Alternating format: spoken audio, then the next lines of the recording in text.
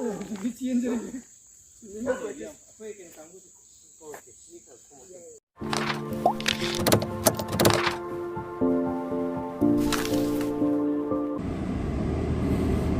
ngoài xí đi Kakching ngomong thongda roge. Ai mà đọc chime maga. Aduga Kakching da su ngo ka koi ge retreat ngarang ye na video ma hakulap da du ki tap resort mak dina tabi da ko. Camping campsite amas le ai Kakching da.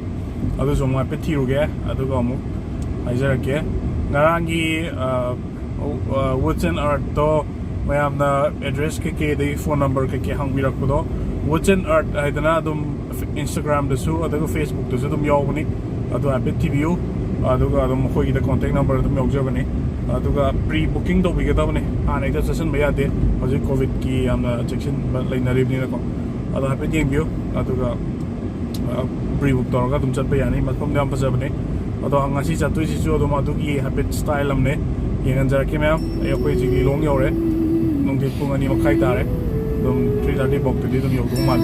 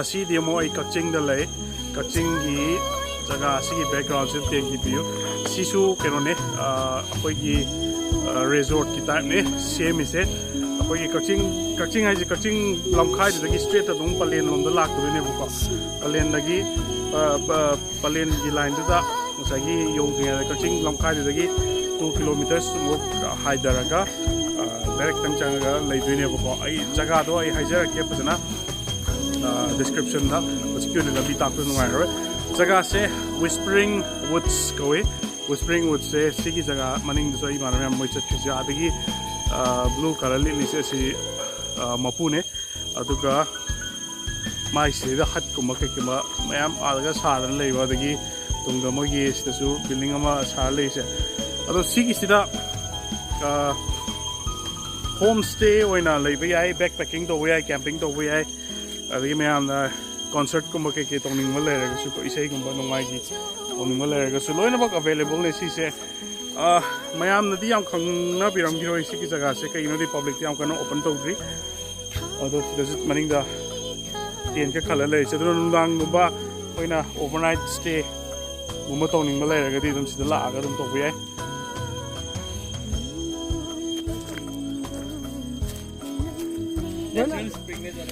Keva. Siza. Ini nom tahu lagi kera. Ini freshly tahu lagi kera. Sila kan sih. Kalau bisi aru sih. Oh. Ini orang kena. Nom tahu lagi kan.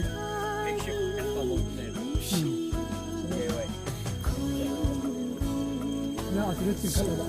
Oh. Asli water supply tu. Dia bikin. Oh. Dan bisi. Electricity pusing dulu. Oh. Ini transformer ni kan ngan ni.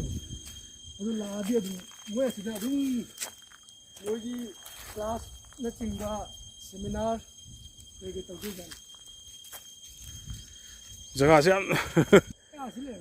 Main road ada lagi ni. Oh.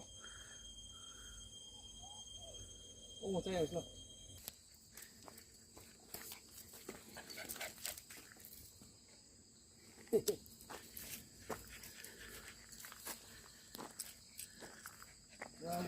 Ini sih kan thôi dah aja Nipan macam Nipan ka kun jure kan. Oh.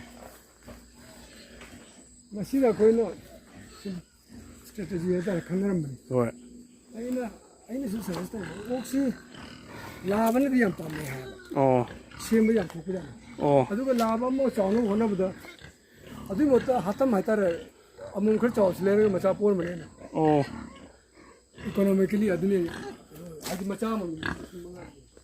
Macam ni kau mana tu pamai. Apa polisi nanti tahu.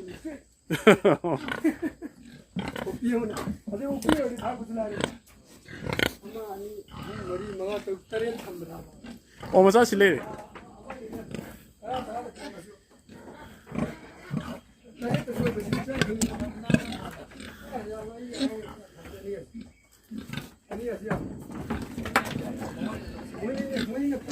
Combine lihat tak?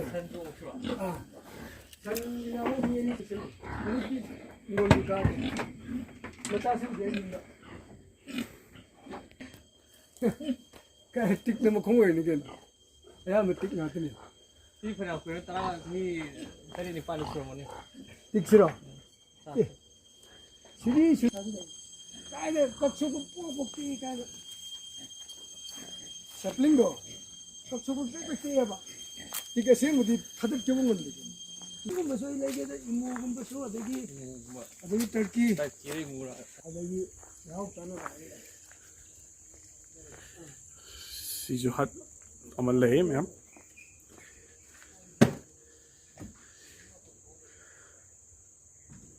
Ini kupaga sida koi crafts ki product ya ama decoration to ris da nga gi lu ga sum yawe sida sum yam yawe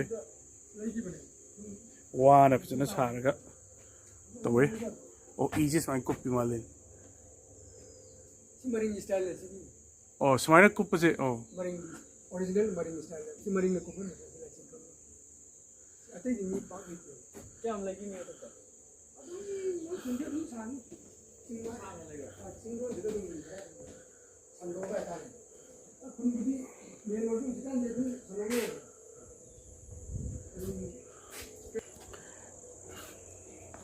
first floor car se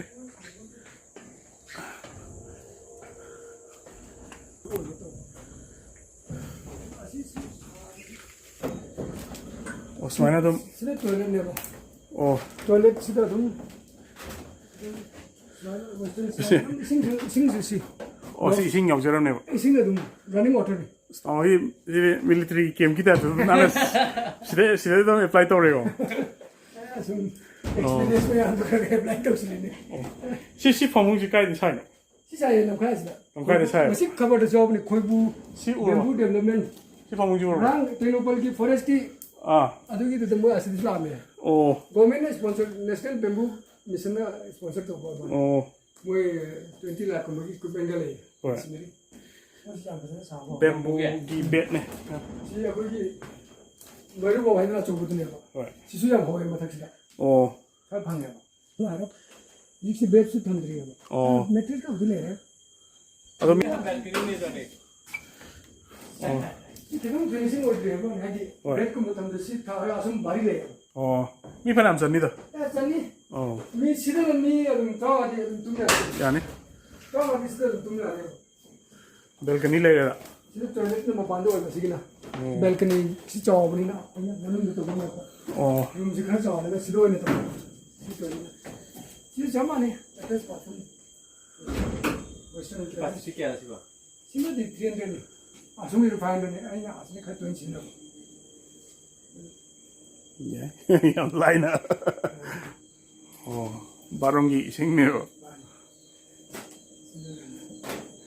ma'am सिदा लाख भी भाई आई अदम सिदा अदम city की life तक कितंग remote ओइनिंग आगा दिको अदम सिदा कांगा ma'am सु ले रे मैम कांगा गानु मैम ले रे okay singi lo tin putta 좀 덮어 Oke, mau phone itu.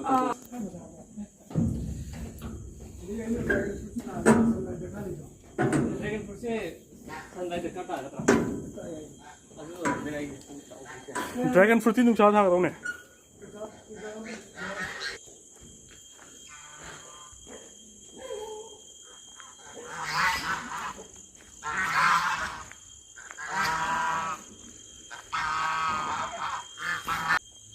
अब सीनी में हम अदम सिदा सु लागा नुआइना नि लेथोगा अदम रिलैक्स तोबा रिलैक्सेशन तोबा यारे मेडिटेशन तोबा यारे डे ट्रिप ओइना पिकनिक लाकुसु यारे फैमिली ओइना अदुगा